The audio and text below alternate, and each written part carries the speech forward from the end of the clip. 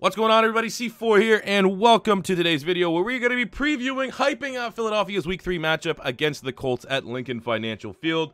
I finally stopped drinking, day drinking from that loss against the Bucs, and we're ready to assess our next opponent. From that Bucs game, you know, there's just three talking points for me. One is Philadelphia got outcoached on both sides of the ball, and I can't rarely say that about Doug Peterson. But the fact that our offense kept trying to target their linebackers, essentially, when that's the strength of their defense, was never a good look, you know, with the screen passes and stuff like that across the middle. And then defensively, Jim Schwartz got absolutely owned. He looked unprepared and looked shocked when their fast playmakers on the Bucs were able to get past our slow secondary, when our secondary was giving them 10 yards of space between every single passing play. That was so frustrating. You know, and you got to just look back and reflect that, on one hand, yes, Philadelphia had pretty much insurmountable injuries. You know, that we had a bunch of injuries against Atlanta and we're able to persevere. And again, that game against Atlanta on the offensive side, our two best players, without a doubt, were Jay and Jason Peterson. What happened in the first friggin' quarter against the Bucs? Both those guys went down with injury. We got Ajay a little bit in the second half, but for the most part, those guys missed the whole game. In reality, there's only so many injuries a team can suffer before schemes can't make up and compensate for the lack of talent that's out there on the field. So that was another factor, and you know, you just gotta look at the Bucs. Credit to the Bucs; they have a very hot quarterback, and in reality, probably have a top 5 receiving core, wide receivers and tight ends included, in the league. And now that they're all on fire, they're a pretty dangerous team, man. I would not be surprised to see the Bucs beat the Steelers on Monday night. So we just gonna put that one to bed. We're 1-1. I thought we'd be 1-1. I thought we would have lost against Atlanta and win against the Bucs. So it doesn't matter how we got there. We're 1-1 as we head into Week 3, which is what my expectations were. We're getting Carson Wentz back Week 3, which is a week earlier than I thought. I thought he'd be back Week 4. So let's rock and roll, man. Let's talk about the Colts. So point number 10, obviously, elephant in the room. Carson Wentz is back, and it's going to be at Lincoln Financial Field. So if you thought, you know, MVP, Super Bowl MVP, Nick Foles walking out there on the Thursday nighter against Atlanta, that was electrifying. I don't even think it's going to be able to hold a candle to what the link is going to be like when Carson Wentz walks out there for his first couple drives. I think in general, man, that kind of environment that we're going to have. If this was Nick Foles again starting after that loss to the Bucs, it might not be. It'd be more so of a fan base expecting them to do good. But now we have the hype, the anticipation of seeing our MVP caliber quarterback return. So that's going to be good, man. I think that little motivation, the environment, is going to be absolutely electrifying. And we do know our defense plays a lot better at home than they do on the road for whatever reason. So I think that this is going to be a Philadelphia Eagles team that is ready and roaring to rebound from that loss against Tampa Bay. Goal number 9 is that we're going to find out how good Carson Wentz truly is for, in my opinion, the most important trait a franchise quarterback can have. It's not how many passing yards you can get, how many touchdowns, what your IQ is, how much game tape you watch. For me, the number one trait in a true franchise quarterback is being able to elevate those around you, especially at the skill position spots. You see it with Tom Brady, with how, you know, revolving door of wide receivers. He's still able to have productive games, make no names, have monster performances, and win. We see with Aaron Rodgers, Geronimo Allison, Jeff Janis, a bunch of these scrubs that you think are our peer scrubs. They have huge games every now and again for the Green Bay Packers because Aaron Rodgers can elevate those around him. We need to see that with Carson Wentz. It's not like we have yet to see it, but we just saw Carson Wentz last year with a very good receiving core. Without Sean Jeffrey, Nelson Aguilar having a rebound, Zach Ertz, Torrey Smith. These guys were making plays. So now, when our back's against the wall, the talent is going to be not nearly as good. We're probably going to have to take Aguilar, who's proven himself to probably be, you know, I think just taking it safe because it's only 1 year wonder, a top 8 slot wide receiver in the league so far. We're going to probably have to put him on the outside with Shelton Gibson, who's yet to, I don't even think he has a touchdown in the regular season yet, and Jordan Matthews, who we just re-signed, who has an excellent chemistry with Carson Wentz, which I think is a huge plus, and he knows the scheme. He's probably going to be playing in the slot. So you look at that, that's not that good. But we're going to need to see Carson Wentz, and we're asking a lot of him because it's his comeback game. It's his game to knock out the rust. It's his game to feel like what it's like to get hit again. We're also going to need to put even more on his shoulders to elevate this wide receiving core. Sure, he has a nice safety net there in Zach Ertz. Hopefully, Dallas Goedert gets a little bit more involved. We're going to have a nice little dump-off option in Corey Clement on the field, hopefully, for all 3 downs. So let's just see how he can elevate these wide receivers. If he struggles a little bit, I might have a couple questions. I think because it's his first game back, I'm not going to be overly critical. It's not like, you know, he's been playing forever and this week we're having no wide receivers and we go out there and he sucks. I'd be a little bit concerned, but it is something that I want to see there for, I'm never going to hold it against him, but I will put it, towards his accolades and towards the acclaim. If this week Carson Wentz can, Shelton Gibson goes for 100 yards, or hey, Jordan Matthews off the street gets 7 catches for 89 yards and a touchdown, something like that. That's what I want to see out of our quarterback.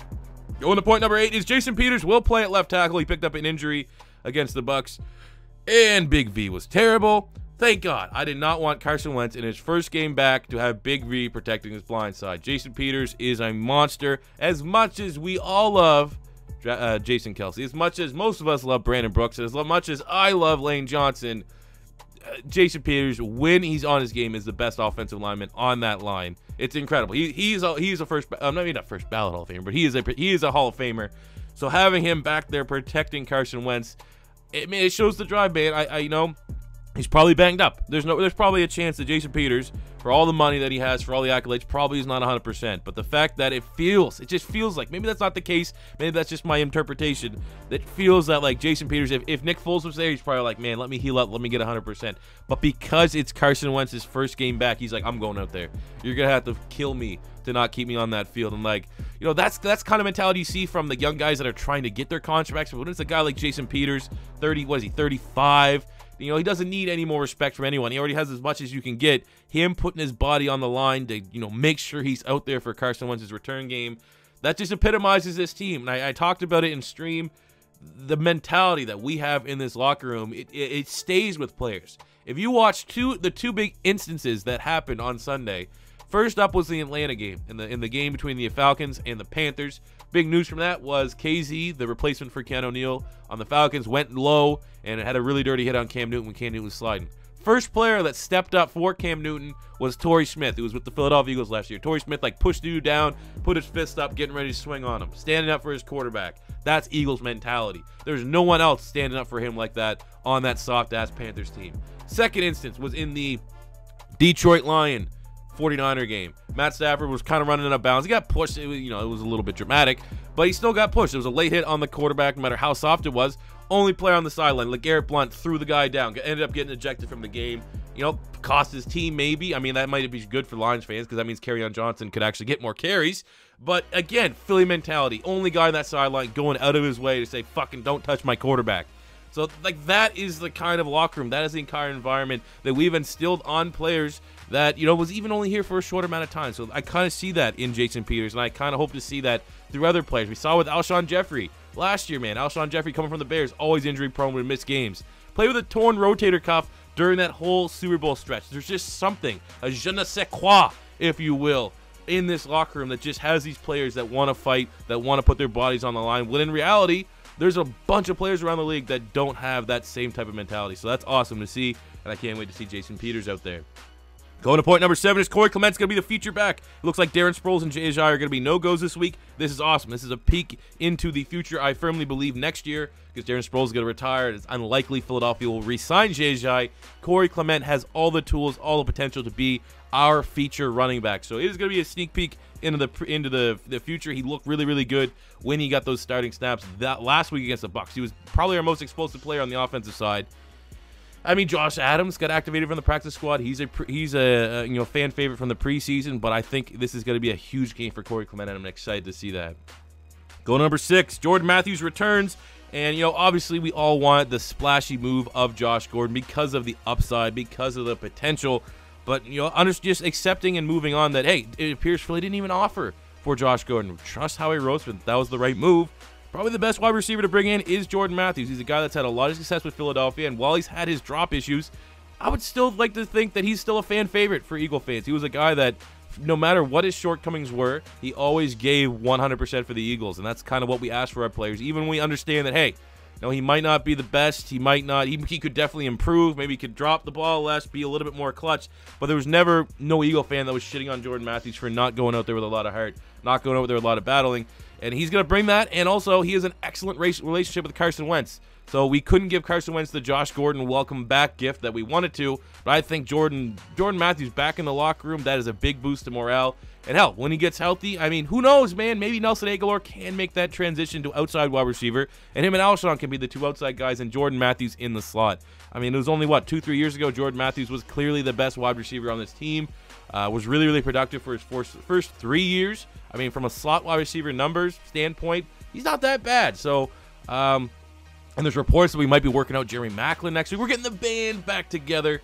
But I think looking at who is available, if you had told me, like, you know, would you rather Jordan Matthews or Corey Coleman or something like that, give me Jordan Matthews every day of the week. And it appears, you know, like a outlandish Devontae Parker trade, it'd be too soon for the 2-0 Dolphins to give up on their former first-round pick. Welcome back. Number 5, just a quick one. Darius Leonard, revenge game. I think he got AFC Defensive Player of the Week last week. And we had a little bit of a Twitter beef going on during the draft, so I'm firmly believe that he's remembered that tweet and he's going to be motivated this game. Goal number 4, Frank Reich returns to Philly. Is that an advantage? Is that a disadvantage? I actually kind of think that's a disadvantage to the Colts because Doug's going to know more about Frank Reich than I feel like Frank Reich knows about Doug. It's going to be, you know, a lot of similar plays. I think both teams' game plans are going to be pretty competitive because there is that familiarity. But I think when push comes to shove, give me the edge to Doug Peterson. Go number 3. I think our front 7 should cause Andrew Luck some problems. That is still a work in progress of an offensive line, even though they did go out and get Quentin Nelson. Costanzo's not bad. Still, our front 7 that dominated. You can't run the ball. You cannot run the ball, and I think a lot of the Colts offense here, you can see them, even though they're not running the ball efficiently, you're still seeing the carries up there. Frank Reich is trying to keep that balance, and it's just not going to work against you. I don't think right now there is one team in this league. I cannot wait for the Eagles versus Cowboys. I don't think there's one team in this league that can have a 100-yard rusher on this Philadelphia Eagles team. I mean, that front 7 should cause problems to Andrew Luck. We need to make sure we get pressure on the quarterback. We were unable to do that last week against the Bucs and Ryan Fitzpatrick. But the run game, zilch. This game is going to fall on the shoulders of Andrew Luck. The Colts Secondary. Point number 2, the Colts Secondary is their weakness. So that definitely kind of helps out our wide receivers because our wide receivers have yet to prove that they can get separation downfield. So that, you know, we kind of thought this last week, though, so they still got to go out there and prove it. We thought that the Philadelphia wide receivers being undermanned still could get some advantages against the Bucs secondary that was banged up. Didn't come to fruition. So while we think that, again, could be the case this week, got to go out there and do it, man. And, I mean, let's see what happens. Nelson Agholor on the outside. And last but not least, what do you do with Jalen Mills? Because this is going to be another game where we're probably going to shut down the run, and the Colts are going to have to pass it, and they're going to be targeting Jalen Mills. So does he stay out there? Do you go Avonte Maddox into the slot and have Sidney Jones move outside? Do you have Sidney Jones stay in the slot and you have Rasul Douglas go outside? And then maybe look at making Jalen Mills our third safety, which is what I 100% think should happen. As much as people like to shit on Jalen Mills, I still think he is a good player, just not as an outside corner. I think if you had Jalen Mills playing safety in the future, maybe taking over for Rodney McLeod's spot, that is where the money's going to be at. But for right now, Philly does run 3 safeties on the field quite a bit, and then having Jalen Mills at least way back there out the line of scrimmage where you can use his he's pretty good football IQ. He has a great aggressive mentality that is much more suited to be a safety than a corner. And we have the guys to move. You did not draft a guy like Sidney Jones that was right there with Marshawn Lattimore in terms of talent in last year's draft just to play slot. So I feel like, rather than just get exposed yet again for Jalen Mills, I just can't. I can't defend Jim Schwartz keeping him outside in the safe as a corner right now. And I say this, like I said, a lot of people shit on Jalen Mills. A lot of people think he's not good enough. I think he is good enough. He's just playing the wrong position. Same thing happened with Brandon Graham. Brandon Graham was a 3-4 outside linebacker. He's like, man, if you just put him at defensive end, he's going to look that much better. And then, boom, Chip Kelly's 3-4's out. Brandon Graham goes to a 4-3. Looks like an entirely new player. Looks like a franchise player.